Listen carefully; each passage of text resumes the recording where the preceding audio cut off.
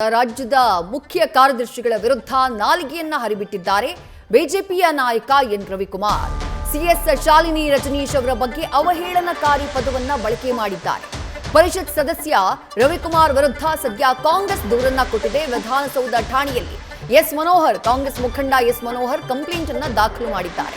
KPCC ಪ್ರಧಾನ ಕಾರ್ಯದರ್ಶಿ ಮನೋಹರ್ ದೂರು ನೀಡಿದ್ದಾರೆ. ಎನ್ ರವಿಕುಮಾರ್ ಅವರ ಹೇಳಿಕೆ ಸದ್ಯ ಬಿಜೆಪಿಗೆ ಮುಜುಗರವಾಗ್ತಾ ಇದೆ. ಪ್ರಕರಣ ಸಂಬಂಧ ಮಾಹಿತಿಯನ್ನ ಕೇಳಿದ್ದಾರೆ ಬಿಜೆಪಿಯ ನಾಯಕರು. ಪದೇ ಪದೇ ಇಂತಹ ಹೇಳಿಕೆಯನ್ನ ನೀಡಿ ಪಕ್ಷಕ್ಕೆ ಮುಜುಗರವನ್ನ ತಂದಿದ್ದೀರಿ, ಯಾಕಿಂತಹ ಹೇಳಿಕೆಯನ್ನ ಕೊಡ್ತಾ ಇದ್ದೀರಿ ಅಂತ ಹೇಳಿ ಬಿಜೆಪಿ ನಾಯಕರು ಅಸಮಾಧಾನವನ್ನ ವ್ಯಕ್ತಪಡಿಸಿದ್ದಾರೆ. ಜೊತೆಗೆ ತಕ್ಷಣ ಸಮಸ್ಯೆಯನ್ನ ಬಗೆಹರಿಸಿ ಅಂತ ಹೇಳಿ ರವಿಕುಮಾರ್ ಅವರಿಗೆ ಸೂಚನೆಯನ್ನ ಕೊಡಲಾಗಿದೆ.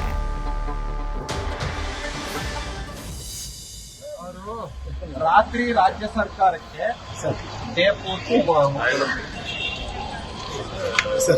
ಅವರು ರಾತ್ರಿ ರಾಜ್ಯ ಸರ್ಕಾರಕ್ಕೆ ಡೇ ಪೂರ್ತಿ ಅವರು ರಾತ್ರಿ ರಾಜ್ಯ ಸರ್ಕಾರಕ್ಕೆ ಡೇ ಪೂರ್ತಿ ಅವರು ರಾತ್ರಿ ರಾಜ್ಯ ಸರ್ಕಾರಕ್ಕೆ ಡೇ ಪೂರ್ತಿ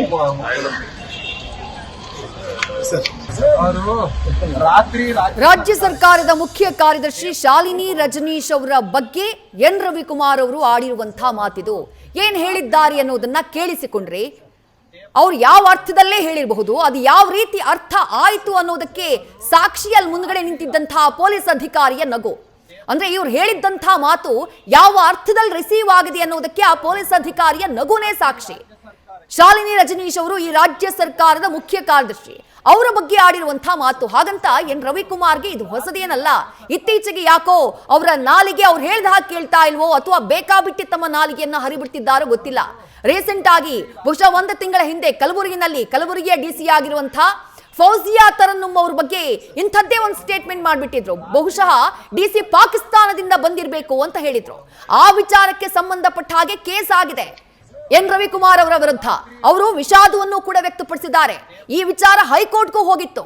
ಹೈಕೋರ್ಟ್ ಎನ್ ರವಿಕುಮಾರ್ ಅವರು ಕ್ಷಮೆಯಾಚನೆ ಮಾಡಬೇಕು ಅಂತ ಹೇಳಿ ತಾಕೀತನ್ನ ಕೂಡ ಮಾಡಿತ್ತು.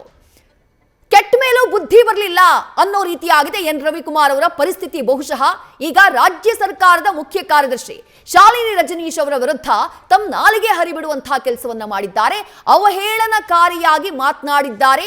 ಅದು ಅವರ ಮಾತುಗಳಲ್ಲಿ ಗೊತ್ತಾಗ್ತಾ ಇದೆ. ಅಲ್ಲಿರುವಂತಹ ಪೊಲೀಸ್ ಅಧಿಕಾರಿಯ ನಗುವಿನಲ್ಲಿ ಅರ್ಥ ಆಗ್ತಾ ಇದೆ.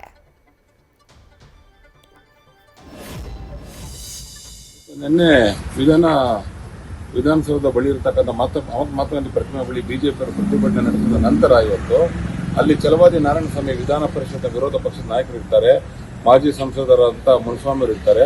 ಆ ಸಂದರ್ಭದಲ್ಲಿ ಪೊಲೀಸರ ಸಮ್ಮುಖದಲ್ಲೇ ಅಸಂಸದೀಯ ಪದವನ್ನ ಇವತ್ತು ಎನ್ ರವಿಕುಮಾರ್ ಮುಖ್ಯ ಸಚೇತಕರ ವಿರೋಧ ಪಕ್ಷದ ನಾಯಕರು ಅವರು ಬಳಸಿರ್ತಕ್ಕಂಥ ಪದ ಇವತ್ತು ಮಹಿಳಾ ಸಮಾಜಕ್ಕೆ, ಅದು ಸರ್ಕಾರದ ಉನ್ನತ ಹುದ್ದೆಯಲ್ಲಿರ್ತಕ್ಕಂಥ ಮಹಿಳೆಯರನ್ನ ಅಪಮಾನ ಮಾಡಿದ್ದಾರೆ. ಅವ್ರು ಬಳಸಿರ್ತಕ್ಕಂಥ ಪದನ ನನ್ನ ಮಾಧ್ಯಮದ ಮುಂದೆ ಹೇಳಲಿಕ್ಕಾಗಲ್ಲ. ಅವ್ರು ಏನೇನು ಪದ ಬಳಸಿದ್ರೆ ಆ ಪದನೆಲ್ಲ ದಾಖಲೆ ಸಮೇತ ಇವತ್ತು ನಾವು ಪೊಲೀಸ್ ಠಾಣೆಗೆ ನೀಡಿದ್ದೀವಿ. ಕೂಡಲೇ ಅವ್ರ ವಿರುದ್ಧ ಕ್ರಮ ಕೈಗೊಳ್ಳಬೇಕಂತ. ಈ ಹಿಂದೆ ಸಿಟಿ ರವಿ ಅವರು ಈ ರೀತಿ ಸದನದ ಒಳಗಡೆ ಡೀಟೇಲ್ಸ್ ನಮ್ಮ ಪ್ರತಿನಿಧಿ ಪ್ರಜ್ವಲ್ ನೀಡ್ತಾ ಹೋಗ್ತಾರೆ. ಪ್ರಜ್ವಲ್, ರಾಜಕಾರಣಿಗಳಾದವರಿಗೆ ನಾಲ್ಗೆ ಮೇಲೆ ಹಿಡಿತಾ ಇರಬೇಕು, ಆದ್ರೆ ಎನ್ ರವಿಕುಮಾರ್ ಅವರು ಅದನ್ನು ಕಳ್ಕೊಂಡಿದ್ದಾರೆ ಅಂತ ಅನ್ಸುತ್ತೆ. ಈ ಹಿಂದೆ ಫೌಜಿಯಾ ತರನ್ನುಮ್ ಕಲಬುರಗಿಯ ಡಿಸಿ ಬಗ್ಗೆ ಪಾಕಿಸ್ತಾನದಿಂದ ಬಂದವರು ಅನ್ನುವಂತಹ ಸ್ಟೇಟ್ಮೆಂಟ್ ಕೊಟ್ಟು ಹೈಕೋರ್ಟ್ ನಿಂದ ತಪರಾಕಿ ಹಾಕಿಸ್ಕೊಂಡ್ರು. ಈಗ ರಾಜ್ಯ ಸರ್ಕಾರದ ಮುಖ್ಯ ಕಾರ್ಯದರ್ಶಿಯ ವಿರುದ್ಧ ಇಂಥದ್ದೊಂದು ಕೀಳು ಮಟ್ಟದ ಪದ ಬಳಕೆ, ಕೀಳು ಮಟ್ಟದ ಮಾತು. ಏನ್ ಡೀಟೇಲ್ಸ್ ಸಿಗ್ತಾ ಇದೆ? ಬಿಜೆಪಿ ಅವರಿಗೆ ಯಾವ ರೀತಿ ಕ್ಲಾಸ್ ಅನ್ನ ತೆಗೆದುಕೊಂಡಿದೆ? ವಿದ್ಯಶ್ರೀ, MLC ಎನ್ ರವಿಕುಮಾರ್ ಅವರೇನಿದ್ದಾರೆ ಪ್ರತಿ ಬಾರಿಯೂ ಕೂಡ ವಿವಾದಾತ್ಮಕ ಹೇಳಿಕೆಯನ್ನ ಕೊಡ್ತಾ ಇರೋದ್ರಿಂದಾಗಿ ಬಿಜೆಪಿಗೆ ಸಾಕಷ್ಟು ಮುಜುಗರ ಅನ್ನುವಂಥದ್ದು ಉಂಟಾಗ್ತಾ ಇದೆ. ಕಾರಣ ಏನು ಅಂತ ಹೇಳಿದ್ರೆ, ಬಿಜೆಪಿ ನಾಯಕರು ಯಾವಾಗಲೂ ಕೂಡ ಸಂಸ್ಕೃತಿಯ ಬಗ್ಗೆ ಹಾಗೆ ಧರ್ಮದ ಬಗ್ಗೆ ಮಾತನಾಡ್ತಾರೆ, ಆದರೆ ಮಹಿಳೆಗೆ ಹೇಗೆ ಗೌರವವನ್ನು ಕೊಡಬೇಕು ಅನ್ನುವಂಥದ್ರ ಬಗ್ಗೆ ಇವರಿಗೆ ಅರಿವಿಲ್ಲ ಅನ್ನುವಂತಹ ರೀತಿಯಲ್ಲಿ ಕಾಂಗ್ರೆಸ್ ನಾಯಕರು ಕೂಡ ಈಗ ಸಾಕಷ್ಟು ವಾಗ್ದಾಳಿಯನ್ನು ಕೂಡ ಮಾಡ್ತಾ ಇರುವಂಥದ್ದು. ಈಗಾಗಲೇ ರವಿಕುಮಾರ್ ಅವರ ವಿರುದ್ಧ ವಿಧಾನಸೌಧ ಪೊಲೀಸ್ ಠಾಣೆಗೆ ದೂರನ್ನು ಕೂಡ ಕಾಂಗ್ರೆಸ್ ನಾಯಕರು ಕೊಟ್ಟಿದ್ದಾರೆ. ಅವರ ವಿರುದ್ಧವಾಗಿ ಸೂಕ್ತ ಕ್ರಮವನ್ನು ಕೈಗೊಳ್ಳಬೇಕು ಅನ್ನುವಂತಹ ಒಂದು ಆಗ್ರಹವನ್ನ ಕೂಡ ಕಾಂಗ್ರೆಸ್ ನಾಯಕರು ಈಗಾಗಲೇ ಮಾಡ್ತಾ ಇರುವಂತದ್ದು. ಅಂದ್ರೆ ಇಲ್ಲಿ ರವಿಕುಮಾರ್ ಅವರು ಕೊಡ್ತಾ ಇರುವಂತಹ ಒಂದು ಹೇಳಿಕೆ ಏನಿದೆ ಇದು ಸಾಕಷ್ಟು ಚರ್ಚೆಗೂ ಕೂಡ ಗ್ರಾಸವಾಗ್ತಾ ಇರುವಂತದ್ದು. ಈ ಹಿಂದೆ ನೀವು ಹೇಳಿದಂತೆ ಕಲಬುರಗಿ ಜಿಲ್ಲಾಧಿಕಾರಿ ಅವರ ಬಗ್ಗೆಯೂ ಕೂಡ ಅವರು ನಾಲಿಗೆಯನ್ನು ಹರಿಬಿಟ್ಟಿದ್ರು. ಇವರೇನು ಪಾಕಿಸ್ತಾನದಿಂದ ಬಂದಿದ್ದಾರಾ ಅನ್ನುವಂತ ಒಂದು ಸ್ಟೇಟ್ಮೆಂಟ್ ಅನ್ನ ಕೊಟ್ಟಿದ್ರು. ಅನಂತರದಲ್ಲಿ ಕ್ಷಮೆಯನ್ನ ಕೂಡ ಯಾಚಿಸಿದ್ರು. ಆದ್ರೂ ಕೂಡ ಇವರಿಗೆ ಬುದ್ಧಿ ಬಂದಂತೆ ಕಾಣ್ತಾ ಇಲ್ಲ ಅಂತಾನೆ ಹೇಳ್ಬೋದು. ಕಾರಣ ಏನು ಅಂತ ಹೇಳಿದ್ರೆ, ಮಾತನಾಡುವಾಗ ಸಾಕಷ್ಟು ಎಚ್ಚರಿಕೆಯಿಂದ ಮಾತನಾಡಬೇಕಾಗುತ್ತೆ. ಅದರಲ್ಲೂ ಕೂಡ ಕೂಡ ಇವರು MLC ಆದಂಥವ್ರು. ಇವರಿಗೆ ಯಾವ ರೀತಿಯಲ್ಲಿ ಮಾತನಾಡಬೇಕು, ಒಬ್ಬ ಮಹಿಳಾ ಅಧಿಕಾರಿಯ ಬಗ್ಗೆ ಹೇಗೆ ಮಾತನಾಡಬೇಕು ಅನ್ನೋದ್ರ ಬಗ್ಗೆ ಅರಿವು ಇರಬೇಕಾಗಿತ್ತು. ಆದರೆ ಆ ಅರಿವು ಇವರಿಗೆ ಇದ್ದಂತೆ ಕಾಣ್ತಾ ಇಲ್ಲ. ಅಸಂಸದೀಯ ಪದವನ್ನ ಬಳಕೆ ಮಾಡೋದ್ರ ಮುಖಾಂತರವಾಗಿ ಇವರು ಸಾಕಷ್ಟು ವಿವಾದವನ್ನ ಕೂಡ ಈಗಾಗಲೇ ಮೈ ಮೇಲೆ ಎಳೆದುಕೊಂಡಿರುವಂಥದ್ದು. ಇನ್ನೊಂದು ಕಡೆಯಲ್ಲಿ ಬಿಜೆಪಿ ನಾಯಕರು ಕೂಡ ಈ ಬಗ್ಗೆ ಚರ್ಚೆಯನ್ನ ಮಾಡಿದ್ದಾರೆ. ಇವರನ್ನ ಕರೆದು ಈ ಬಗ್ಗೆ ಮಾತುಕತೆಯನ್ನು ಕೂಡ ಮಾಡಿರುವಂಥದ್ದು. ಕಾರಣ ಏನು ಅಂತ ಹೇಳಿದ್ರೆ, ನೀವು ಪ್ರತಿ ಬಾರಿಯೂ ಕೂಡ ಈ ರೀತಿಯ ಹೇಳಿಕೆಯನ್ನ ಕೊಡ್ತೀರಾ, ಇದರಿಂದ ಪಕ್ಷಕ್ಕೆ ಸಾಕಷ್ಟು ಮುಜುಗರವಾಗ್ತಾ ಇದೆ.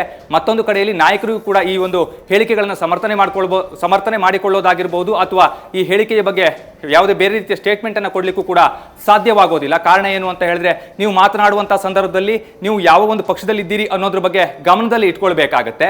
ಅಷ್ಟೇ ಅಲ್ಲದೆ ಯಾವಾಗಲೂ ಕೂಡ ಅಷ್ಟೇ ಮಾತನಾಡುವಾಗ ಸಾಕಷ್ಟು ಎಚ್ಚರಿಕೆಯಿಂದ ಮಾತನಾಡಿ ಅನ್ನುವಂಥ ಒಂದು ವಿಚಾರವನ್ನು ಕೂಡ ಅವರಿಗೆ ತಿಳಿಸಿದ್ದಾರೆ ಅನ್ನುವಂಥ ಒಂದು ಮಾಹಿತಿ ಏನಿದೆ ಅದು ಕೂಡ ಲಭ್ಯವಾಗ್ತಾ ಇರುವಂಥದ್ದು. ಅಂದ್ರೆ ಈ ರೀತಿಯಲ್ಲಿ ಆದಂಥ ಸಂದರ್ಭದಲ್ಲಿ ಪಕ್ಷದವರಿಗೂ ಒಂದು ಕಡೆ ಮುಜುಗರ, ಅದೇ ರೀತಿಯಲ್ಲಿ ಸಾಕಷ್ಟು ಸಮಸ್ಯೆಯನ್ನು ಕೂಡ ಎದುರಿಸಬೇಕಾಗುತ್ತೆ.